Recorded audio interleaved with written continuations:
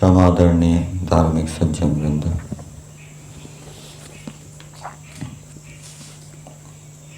यजुर्वेद का 16वां अध्याय पृष्ठ संख्या 398 है। मंत्र संख्या 22। 16वें अध्याय को रुद्र अध्याय भी कहा जाता है और इस अध्याय के अंदर जितने भी मंत्र हैं उनका देवता रुद्र मिलेगा हमें। रुद्र जीवात्मा को भी कहते हैं और परमेश्वर का नाम भी रुद्र है, और शरीर के अंदर जो 10 प्राण हैं उनको भी रुद्र कहते हैं। यहाँ रुद्र से हम जीवात्मा अर्थ लेंगे, अर्थात मनुष्य समाज के अंदर जो अनेक प्रकार के मनुष्य होते हैं उनके साथ कैसा व्यवहार करना चाहिए वो इस मंत्र के अंदर बताया गया है। मंत्र है नमा उष्णिशिने गिरि चराय कुलुंचा नाम पतये नमो नमा ईशुमद्भ्यो धनवायिभ्यश्च वो नमो नमा आतन्वानेभ्यः प्रतिदधानेभ्यश्च वो नमो नमा आयच्छद्भ्यो अस्यद्भ्यश्च वो नमः। तो कुछ मनुष्य यहाँ पर बताए हैं और उनके लिए कहा है कि उनको नमस्कार करो। नमस्कार करने का मतलब सत्कार करना भी होता है, और नमस्कार करने का अर्थ तिरस्कार भी होता है। जो दुष्ट हैं उनको नमः का मतलब होता है दुष्टों को तिरस्कृत करो, उनको दंडित करो, और जो श्रेष्ठ पुरुष हैं उनको नमस्कार करने का मतलब होता है उनका सत्कार करो।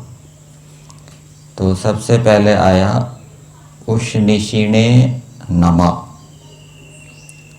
तो इस मंत्र में राजा और प्रजा पुरुषों को संदेश दिया गया है, आदेश दिया गया है कि प्रजाओं के अंदर जो भी पुरुष हैं, मनुष्य हैं, और राजवर्ग में जितने भी मनुष्य हैं वो इन जो मनुष्य इस मंत्र के अंदर बताए गए हैं उन मनुष्यों के साथ वो राजा और प्रजा के पुरुष कैसा व्यवहार करें, मतलब कि सभी मनुष्य आ जाएंगे। सभी मनुष्य इस मंत्र के अंदर उल्लेखित मनुष्यों के साथ कैसा व्यवहार करें वो बताया गया है।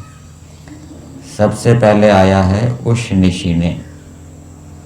उष्णीश पगड़ी को कहते हैं और उसका दूसरा शब्द होता है पगड़ी के लिए शिरोवेष्टनम, जिससे सिर को लपेटा जाता है, ढका जाता है। तो प्रशंसित, अब ये उष्णिशिने है, ये मतु प्रत्यय है। मतु प्रत्यय प्रशंसित अर्थ में आता है। जैसे धन तो सबके पास होता है लेकिन धनी सबको नहीं कहा जाता। जिसके पास प्रशंसित धन होता है, अत्यधिक धन होता है, उसको धनी कहा जाता है। इसी प्रकार से यहाँ पर भी ये जो पगड़ी है प्रशंसित पगड़ी है।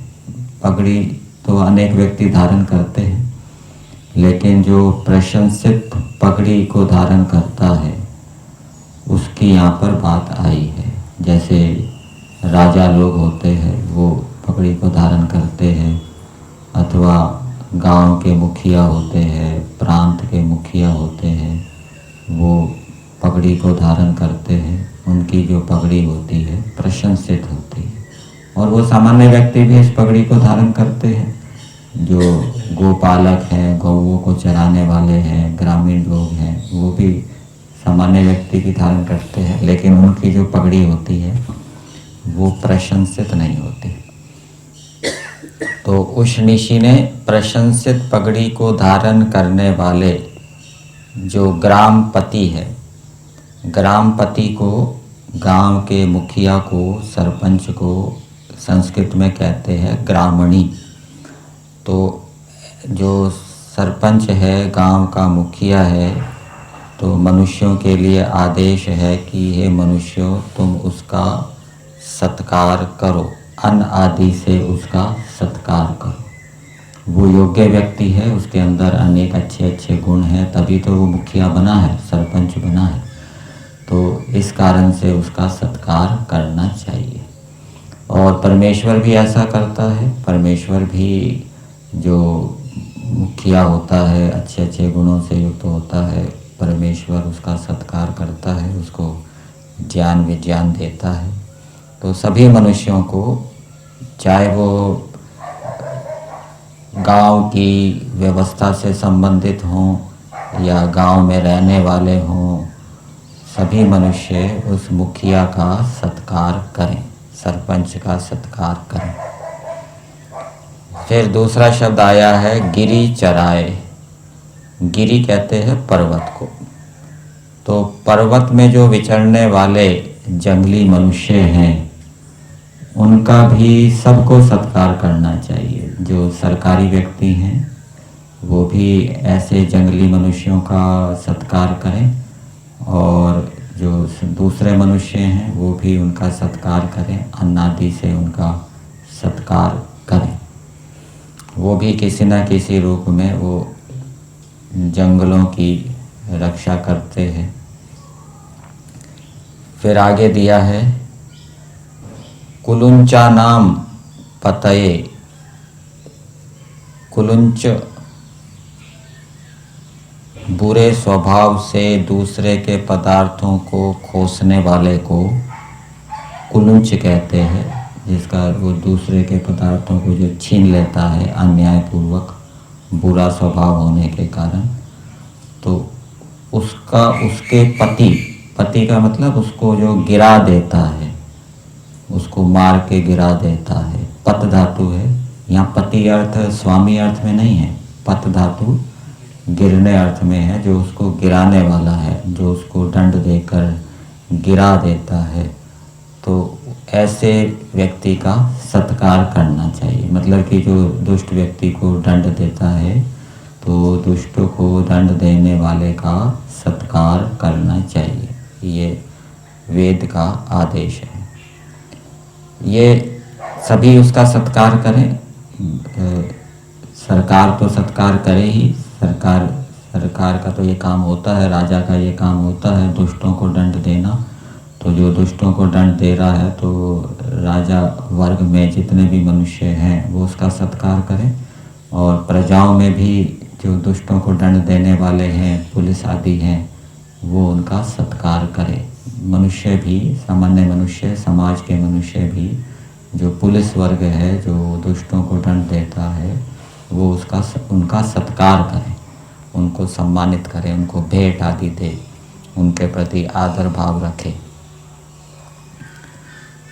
फिर आगे दिया है ईशु मध्य, बहुत बाणों वाले को। ईशु कहते हैं बाण को। संध्या के मंत्र में भी आता है, मनसा परिक्रमा मंत्र में, प्राची दिग अग्निरधिपति रसितु रक्षिता आदित्या ईशवः। ये जो आदित्य है, सूर्य की किरणें या प्राण, ये परमेश्वर की सृष्टि में ईशु अर्थात बाण के समान है। बाण ताड़ना भी करता है, रक्षा भी करता है। तो ईशु मध्य बहुत बाणों को धारण करने वाले, या मतु प्रत्यय बहुत अर्थ में आया है, बहुत बाणों को जो धारण करता है, तो उसका भी क्या है, सत्कार करना चाहिए। अन्न आदि से उसका सत्कार करना चाहिए। फिर आगे दिया है धन वाइभ्य, धनुषों को प्राप्त होने वाले। संस्कृत में दिया है धनुषी एतुम शीलम एशाम, धनुषों को प्राप्त करने का जिसका स्वभाव है। तो ऐसे जो व्यक्ति हैं, मतलब कि जो धनुषों को प्राप्त करने का स्वभाव है, उसकी उसमें रुचि है धनुषों को चलाने में, तो वो उसमें योग्य भी होगा धनुषों को चलाने में। और बहुत बाण वाला है तो वो बाण वाला भी बाणों को चलाने में योग्य होगा। तो ऐसे योग्य व्यक्ति का सत्कार करना चाहिए। उसके अंदर वो विद्या है धनुषों को चलाने की, बाण बनाने की या बाणों को चलाने की। फिर आगे दिया है आतन्वाने भय। ये तनु धातु है, तनु धातु से आतन्वाने भय बना है। तनु धातु फैलाने अर्थ में होती है, तनु विस्तारे। तो अच्छे प्रकार सुख के फैलाने हारों का सत्कार। तो जो समाज के अंदर, देश के अंदर, विश्व के अंदर अच्छी प्रकार से सुखों का विस्तार करते हैं, शारीरिक सुखों का, मानसिक सुखों का, लोगों को शारीरिक रूप से सुखी करते हैं, मानसिक रूप से सुखी करते हैं, ऐसे जो मनुष्य हैं उनका प्रजाएं भी सत्कार करें और राजा भी उनका क्या है, सत्कार करे। फिर आगे दिया है प्रति दधाने भय। शत्रुओं के प्रति शस्त्र को धारण करने वाले, धा धातु है धारण करने अर्थ में, जो शत्रुओं के प्रति शस्त्र को धारण करता है, शत्रुओं को परास्त करने के लिए जो हथियार हाथ में लेता है, तो वो अच्छा व्यक्ति है। वो शत्रुओं से समाज की, देश की रक्षा कर रहा है। तो ऐसे व्यक्ति का भी जो शस्त्र को धारण कर रहा है शत्रुओं के मारने के लिए, उसका सत्कार करें। फिर आगे दिया है आयच्छद भय। दुष्टों को बुरे कामों से रोकने वाले को अन्न देते हैं। तो जो दुष्टों को बुरे कार्यों को, दुष्टों को बुरे कर्म करने से जो रोकता है, तो उसका भी सत्कार करना चाहिए। दुष्टों को बुरे कर्म से रोकने वाला माता पिता भी हो सकते हैं, गुरु आचार्य भी हो सकते हैं, राजा भी हो सकता है। और राजा भी बहुत इसका व्यापक अर्थ है। भिन्न भिन्न संस्थाओं के जो मालिक हैं, स्वामी हैं, संचालक हैं, उन संस्थाओं के अंदर जो दुष्ट कर्म करने वाले होते हैं, उनको जो रोकते हैं, तो वो सभी क्या है, सत्कार करने के योग्य हैं। तो उनका अन्न आदि से सत्कार करें। फिर आगे दिया है अस्यद भय। अस धातु है फेंकने अर्थ में। दुष्टों पर शस्त्र आदि को छोड़ने वाले। तो राजा और प्रजा के पुरुष कह रहे हैं कि हम राजा और प्रजा के पुरुष दुष्टों पर शस्त्र आदि को छोड़ने वाले तुम्हारे लिए सत्कार करते हैं। मतलब कि उनके सामने दुष्टों पर शस्त्र आदि को छोड़ने वाले व्यक्ति विद्यमान हैं, उनको राजा और प्रजा के पुरुष कह रहे हैं कि हम आपका सत्कार करते हैं। उनका अन्न आदि से सत्कार करना चाहिए। तो ये कुछ मनुष्य इस मंत्र के अंदर बताए हैं, ऐसे मनुष्यों का सत्कार करना चाहिए। तो नमः अर्थ यहाँ पे सब जगह सत्कार अर्थ में ही आया है। इस मंत्र के भावार्थ में दिया है राजा और प्रजा के पुरुषों को चाहिए कि प्रधान पुरुष आदि का, जो प्रधान पुरुष है, मुखिया है, गांव का मुखिया, संस्था का मुखिया आदि आदि, उसका वस्त्र और अन्न आदि के दान से, उनको वस्त्र और अन्न आदि के दान से उनको सत्कार करें, मतलब कि उनको भेंट दें।